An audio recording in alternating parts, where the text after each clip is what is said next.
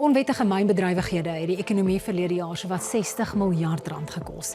Een van die groot dryfvere agter hierdie onwettige mynaktiwiteite is die duisende mans wat bekend is as Zamazamas. Hulle terroriseer ook dikwels die gemeenskappe waar hulle aktief is. President Cyril Ramaphosa het in Maart aangekondig die weermag word ontplooi om die Zamazamas aan te vat. Maar is dit 'n stryd wat gewen kan word? Om hieroor te praat, verwelkom ek vir Graham Coetzer, wie se nuwe boek Zamazama, South Africa's Illicit Mining Underworld pas verskyn het. Saam met hom is die mynbou-veiligheidskenner Louis Nel. Graham, hierdie is 'n fantastiese uitsetting. Ek sou sê sekerlik die beste een nog van die verskillende vlakke of lae wat betrokke is by onwettige mynbou. Ek bedoel, jy vat die leser diep ondergrond en ook heel bo aan die ouens wat eintlik die geld maak.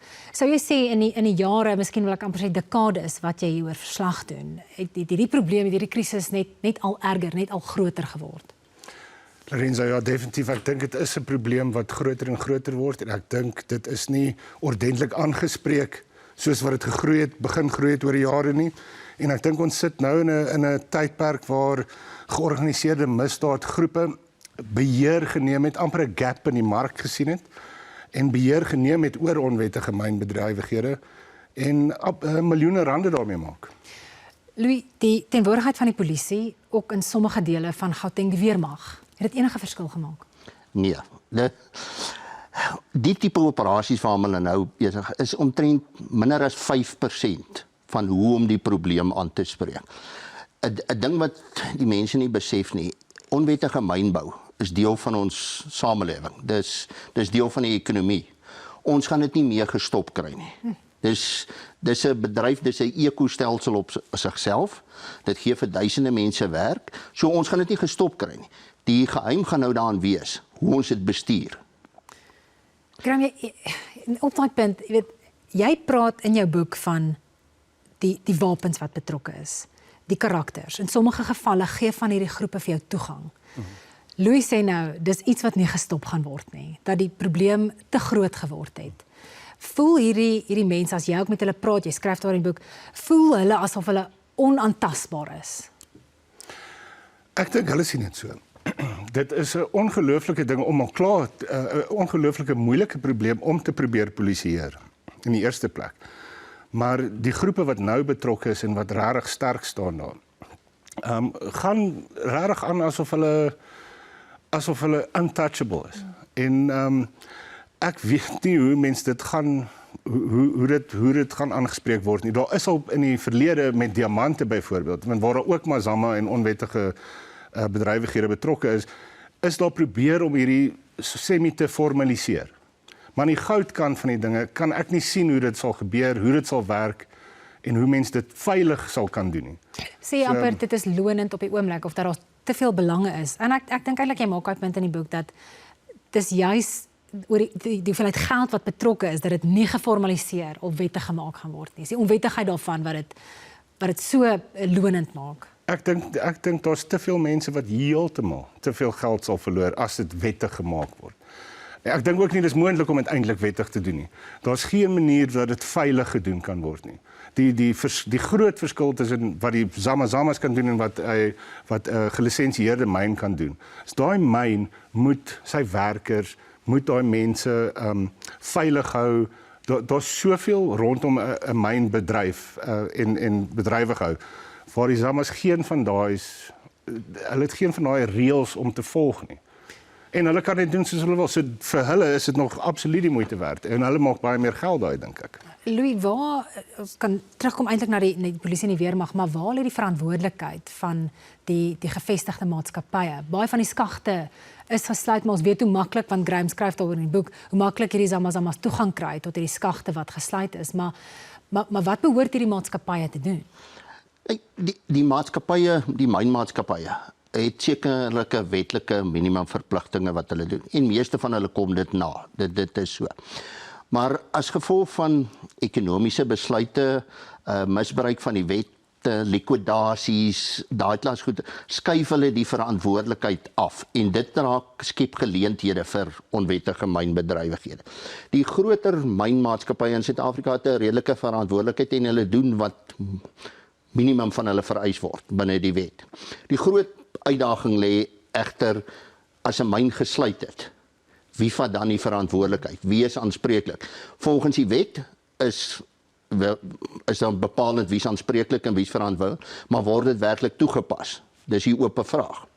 Dan is daar kleiner mynmaatskappye in Suid-Afrika wat pertinent deel vorm van die onwettige mynbedrywighede. Wat koop by die onwettige myners en selfs onwettige myners binne in hulle bedrywighede akkommodeer. So, dis nie 'n suiwer, dis die skelms en dis die goeie ouens nie. Daar's 'n baie groot grys gebied.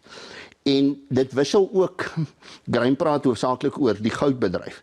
In die kroombedryf is dit dieselfde. In die diamantbedryf is dit dieselfde. Die hele Suid-Afrikaanse mynbou stelsel is daar kriminaliteit betrokke. Graeme, die uitdagings van om hierdie probleem op te staan onder die grond. Jy skryf daar ook, daar's 'n toneel waaraan jou beeldmateriaal verskaf word, waar veiligheidspersoneel dit probeer doen, maar hulle ken nie die terrein nie, hulle ken nie die tonnels nie, daar's nie lig nie. Jy weet, watter soort opleiding gaan 'n mens vir 'n taakmag, die polisie of weermag moet gee, as jy vir hulle sê, okay, maar goed, as jy ons ondergrond gaan, is hoe jy toegerus moet word om werklike verskil te probeer maak. Ja, van daai tonele is eintlik deur 'n sekuriteitsmaatskappy wat baie spesifiek opgelei is vir dit. Maar as mense na daai goed kyk, dit is ongelooflik om te sien. Daai ouens is in, soos jy sê, pikgiedonker, in ou dele van 'n werkende myn, waar daar werknemers ondergrond is wat besig om te myn, waar die Zamas ook betrokke is. En die Zamas stel vir hulle booby traps, sogenaamde booby traps, hulle stel lokvalle vir hulle met plofstof. Daar's 'n geskietery 2 kilometer ondergrond. In 'n tonnel waar ek sal nie regop kan staan in daai tonnel nie.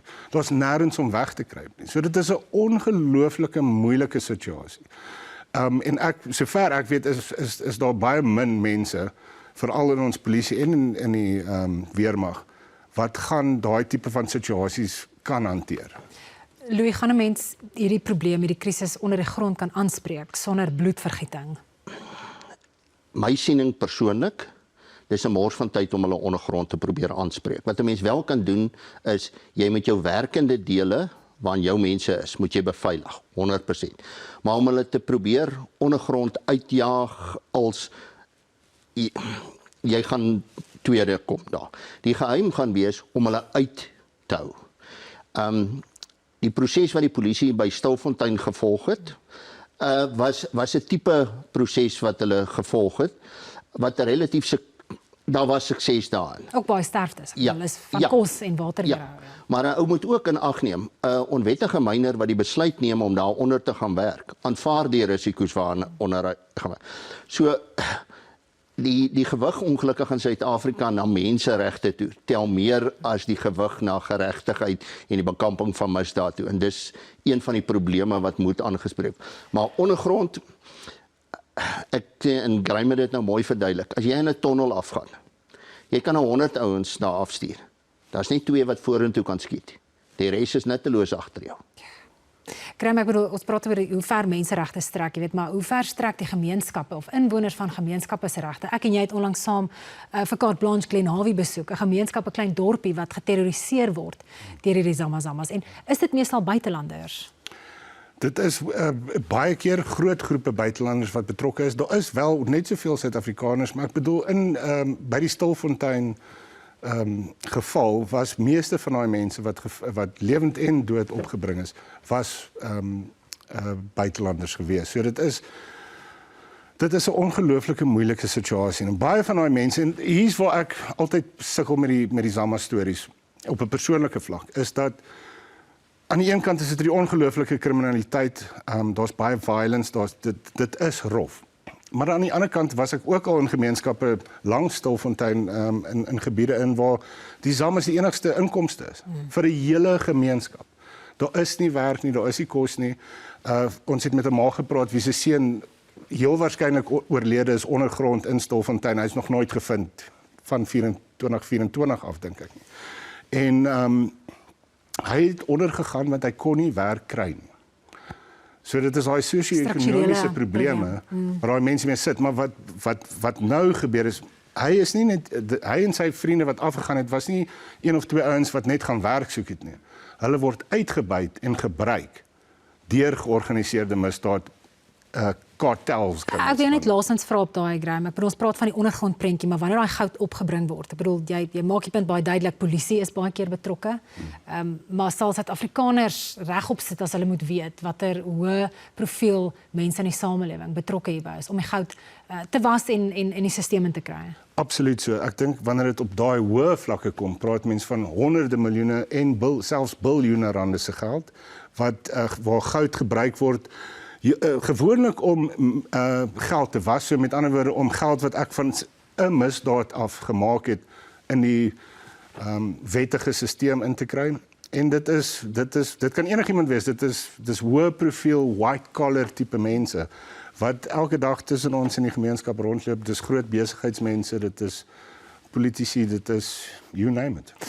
Louis Graham, baie dankie Graham, weer eens baie geluk. Ek sou sê dit is nie net 'n moedlees nie, maar is ook 'n baie interessante kyk op hierdie krisis en moontlike oplossings wat ons beleidsmakers gerus kan oorweeg.